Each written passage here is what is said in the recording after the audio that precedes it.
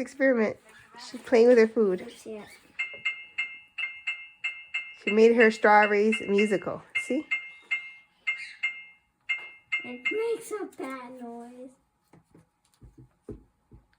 Let's try. Touch the different strawberry. How come that one's not connected, huh? They're connected by water. Because when you touch the other ones, then it makes a sound. Same one, huh? It also do water.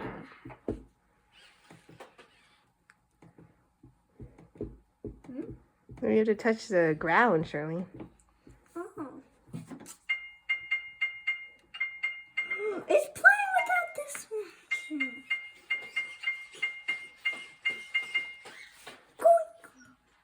The waters are connected, so that's why.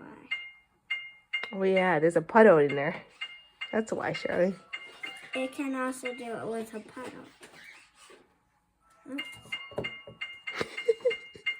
You like that?